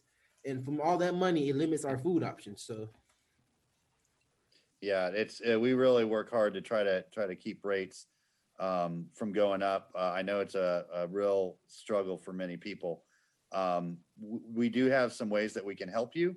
And if you would do me a favor and shoot me an email and let me know you asked about GRU at this meeting, I will try to hook you up with some folks that can help get your bill down. And my email, well, they have it there at Reichert House. They know how to get a hold of me. So just get them to share my email with you, and then I'll work with your mom to get some resources your way that will hopefully bring that bill down. yes, sir. Thank you. Absolutely. Thank you all. Thank you everybody at the Reichert House for being with us tonight. Okay, we've got a few other folks. Madam Clerk, if you could please move Peter Moiwewa, I think. Moiwewa.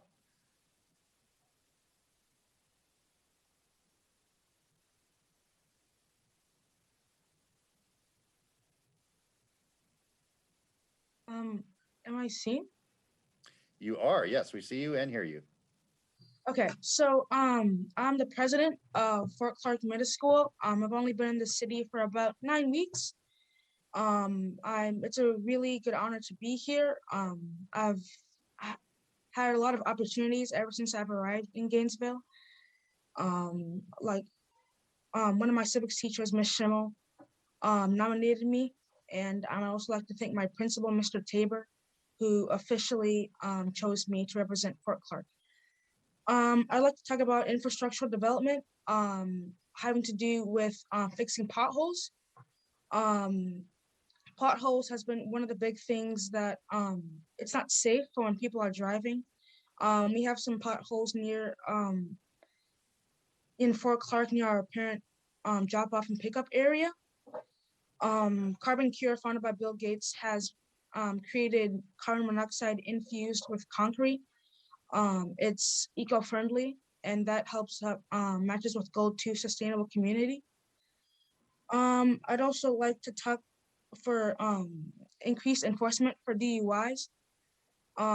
We also need to have safe when people are driving. This, mostly has to do with law enforcement.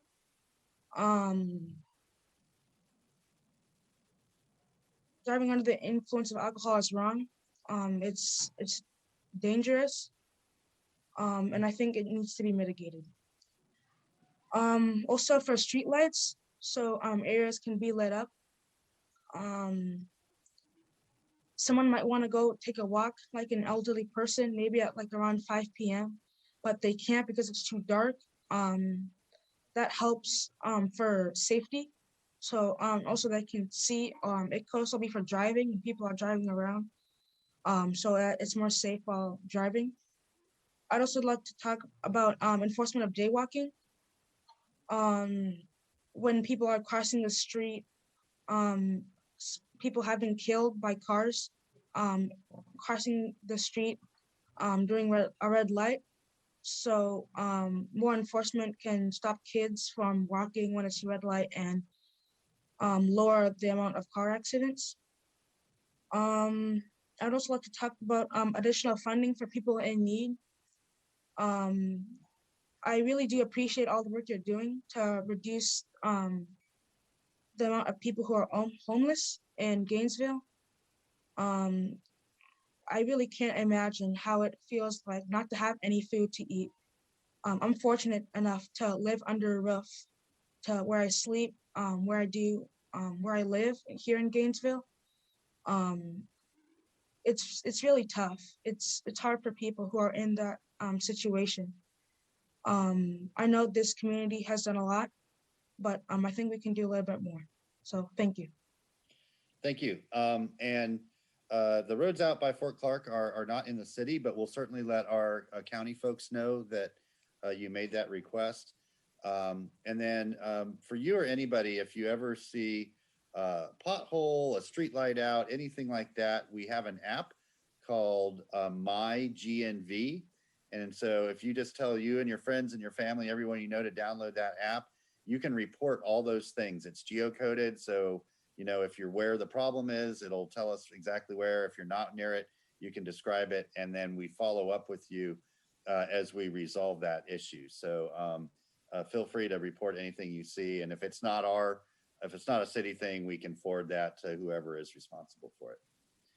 All right, thank you. Thanks, Peter. And I taught 4 years at Fort Clark, so go Falcons. Let's see, up next we have Kevin Fisher.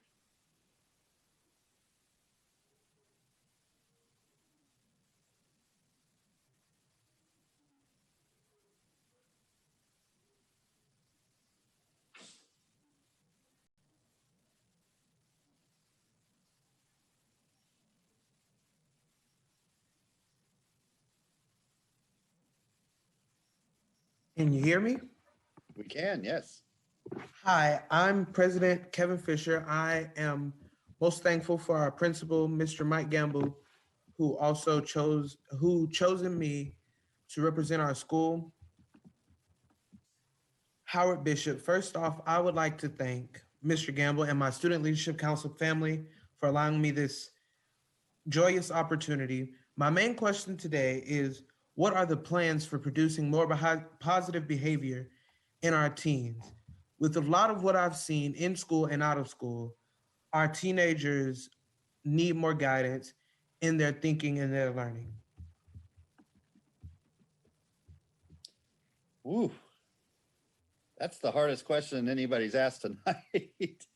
I don't know. I'm gonna let some of my colleagues try to answer that one first. But it's an important and a powerful question. So we appreciate you asking it. And please tell my friend, Mr. Gamble, I said hello. All right. So we'll get to your question. We've got one last participant, Corin, and then we'll turn back to the folks over here.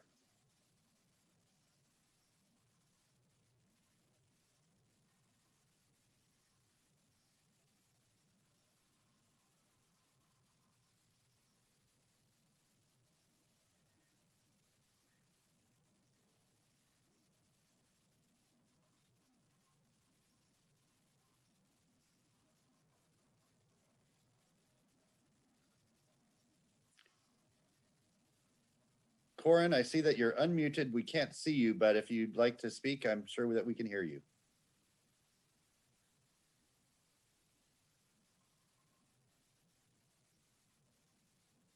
And we see you too.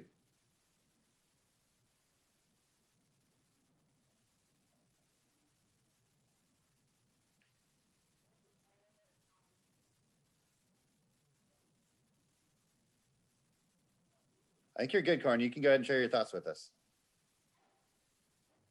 Oh, we can't hear you, no.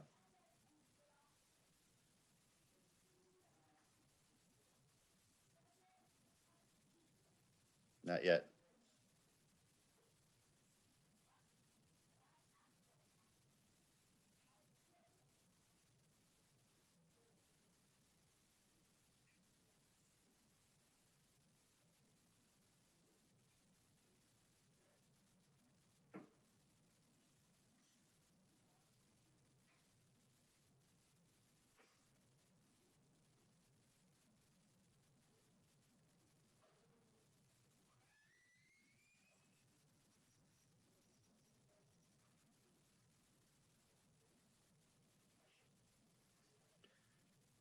I'm guessing your computer's muted, not the Zoom mute. I think your actual computer's muted.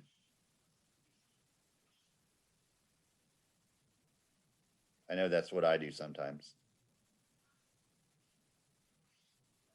Or the wrong microphone might be selected too. That's an issue.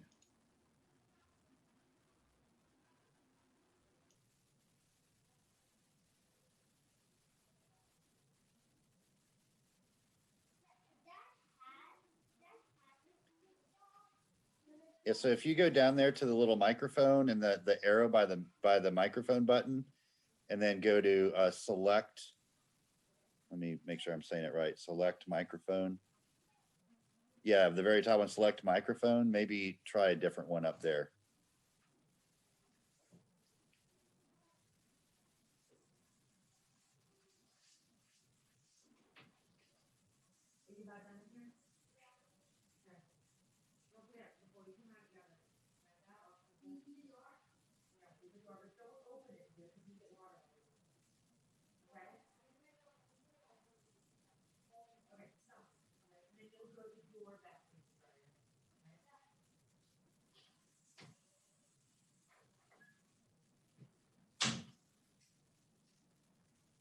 Mr. Mayor, maybe you could call in. Yeah, yeah, we're still not hearing you, my friend. Maybe if you want to call, there is a call-in number. Oh, got a different laptop.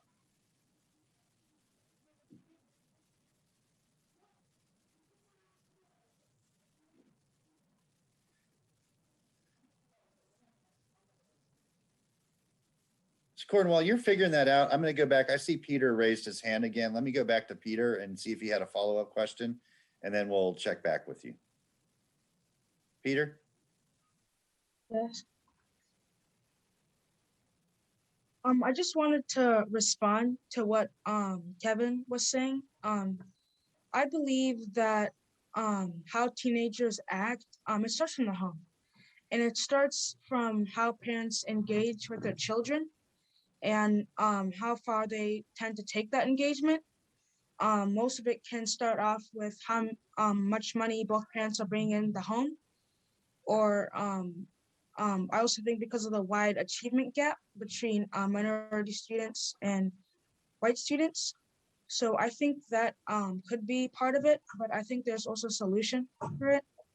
And I'm really proud to be in Gainesville. So thank you. Thanks. And I think there are many things as a city we can do, and especially in our after and out of school programs. We can't always control what goes on in the home, but we can give our young people opportunities to express themselves creatively, to learn from one another, to learn healthy behaviors, healthy habits. And I think that goes a lot to what we were hearing, that just because a child might not learn certain behaviors and habits at home, that doesn't mean that we can't still offer opportunities to do those things. So, I think those are things that we do currently explore down the road. In 1 second. Quickly. Okay, I'm in the middle of a meeting. Okay. I know, okay. Sorry, I'm parenting and running a meeting here. Corin, did we get your audio figured out?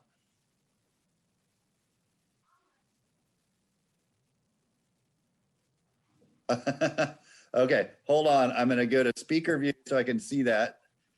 Oh, and I've got Peter's thing up.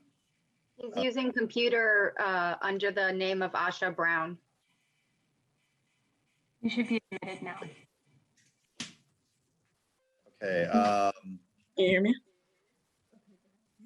I can hear you. All right, sorry about that. All right, all right. Welcome. Thank you for having me here, everybody. So my name is Karan Warden. I am new to the Gainesville area. I go to Hiram Bishop. This is my last year at middle school. So I was wondering if you guys had any STEM programs, because I used to live in Tallahassee with the STEM program up there that they had. And I was wondering if you had any up on the east side of Gainesville, Florida, for students that might want to choose their career, like as an engineer or a doctor. Yeah, so there are different programs at the different high schools. Lofton has a variety of pretty cool programs that focus on some of the technology and engineering. Gainesville High School has a health-related program. And, I think, but we're probably not the best people to speak to those. So I would talk with your guidance counselor at Howard Bishop about the different magnet opportunities, and then look more closely at those schools and how those programs might match with what your goals are and just what seems a good fit. I think that's as a teacher, that's something I think is so important. You need to be in the right environment and have the right fit, and so doing a little exploration and going and visiting the different programs either virtually or in person, I think will help you figure out what that is. But yes, the short answer to your question is, yeah, there are some specific programs in the STEM fields that will allow you to focus on those areas. Yes, sir. Thank you. Thank you. We're glad we got it. Also, I am a part of a program called Project of Manhood.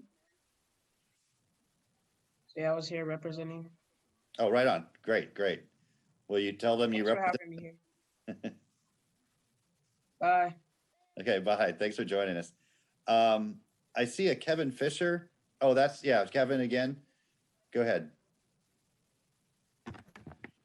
Hi, one follow-up question that I did have was what are we doing to better engage our communities at large in the way of mental health and education in mental health? Yeah, that is really important. Mental health, I think is just now starting to be recognized as a mainstream health challenge for so many of us. And so for the city's part, we have two, programs. One is called our Community Paramedicine Program, where people who work in our Gainesville Fire Rescue help identify people that are sort of constantly in crisis. The way we identified them is through the most frequent users of our 911 calls, and then trying to identify, why is somebody calling 911 every day or 5 a week? And very often it's not, it's not because they're injured. So in doing so, we've been able to identify, diagnose their problems, get them aligned with medical professionals, primary care physicians, as well as mental health services, if that is their need, and help get them into treatment. And then the other is that we have started a mental health co-responder unit with Gainesville Police that will be expanding significantly in the next couple months. So when we get a 911 call, if we respond and it ends up being a mental health issue, not a crime issue, we have that health professional there on the scene, and able to work with the person, very often sort of get them back in a calmer place, and then help get them aligned with the medical care that they need. So for the city's part, that's what we do. But, you know, a lot of that work is being done by Meridian Behavioral Health, UF Health, and Shands. And, you know, and I think there's a really great opportunity to expand that into our school system as well. And that's something we can have a conversation with our, you know, our school leaders about. So I'm glad that's on your radar. It makes me feel really good that somebody that's in middle school is thinking about mental health and how that affects our community. That's certainly not something that was probably, you know, in my mind when I was in 8th grade. So I want to thank everybody.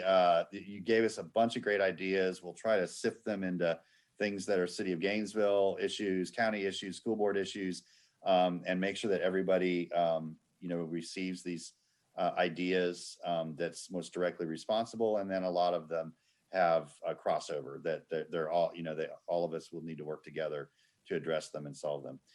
So with that, I'm going to turn back to the commission and start with Commissioner Simmons. Thank you, Mayor. I wanted to address the Riker House questions, but I think they left. And what I could do is definitely follow up with the email and make sure that they get those answers to those questions. Thank you, Mayor. Yeah, great. And we can ask Mr. Alexander who the participants were, and we can get their contact too. Absolutely. Commissioner Ariola. Thank you, Mr. Mayor. Here, let me take my giant yellow hand down. First, I wanted to thank Lee Feldman and TJ Harrington for organizing much of this workshop and sending out the invitations, and obviously a huge thank you to all of the wonderful young voices that we heard today. I feel very humbled and inspired by a lot of what we heard, because there was a huge diversity of thought and opinion and backgrounds, and a lot of young people are concerned with the very things that we as a commission and we as a city have been pursuing for a while. And then we heard some really great ideas. So it was really very inspiring to me.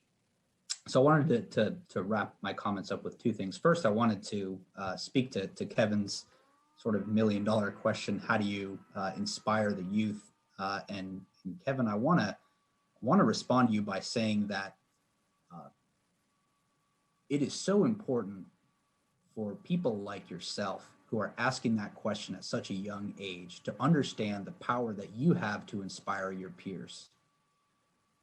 Young people are constantly looking to leadership, and they're not just looking to adults like us. They're looking to their peers. What are they doing? What kinds of things are you talking about? What are your values? And what kinds of behavior do you want to be around?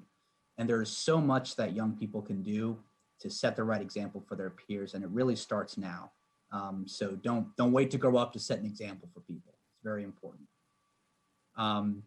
For commissioners and for you, Mr. Mayor, what I want to share is just sort of a bit of sort of a navigator role, sitting in the driver's seat of where I see these workshops taking us and from whence they came.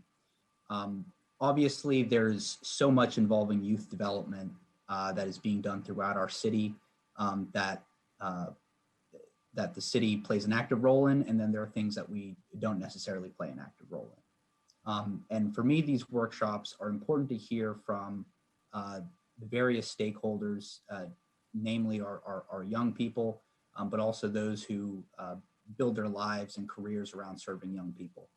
And so for us to take stock and really soak in their needs, their desires to be more engaged and to engage more with the city, I think is extremely, extremely important. And I think that there is a decisive role for us to play as we move forward with the youth development policy to sort of create a framework for how we will go forward in sort of handling these needs and these desires to engage, because for me, this is a momentum builder, and we shouldn't try to, what's the old adage? We shouldn't try to eat the elephant in one bite. So I'm very appreciative that we're sort of taking this very methodical step as we move forward. And I'm looking forward to the next workshops as we get to discuss more how this can relate to a concrete policy and ultimately how we can assist the youth in Gainesville and make sure that they're all right. But I was very inspired by what I heard today, and hope you all were too. So thank you. Thank you. Yeah, and thank you so much to all the participants for taking your time out of your evening and being with us and sharing your thoughts. I did want to go to Adam to see if there's anybody on the public call-in line. Thank you, Mr. Mayor. Unfortunately, there's nobody on the line tonight. All right. Well, thank you. Yeah, so this is a first in a series. I think what we'll do, just so everybody that participated, so you know that your thoughts didn't just kind of go out into the ether. We'll have our staff sort of take the notes from this and give those back to the commission, help organize them a little bit, and then we as a commission can look at where we might be able to take action, where we need to learn more, where we can sort of assist in connecting people with services they need, and so there will be some follow-up that we'll need to do. If any of you have any questions, if you were inspired or you just want to continue the conversation, all of us are very accessible. You can find our emails on the city's website.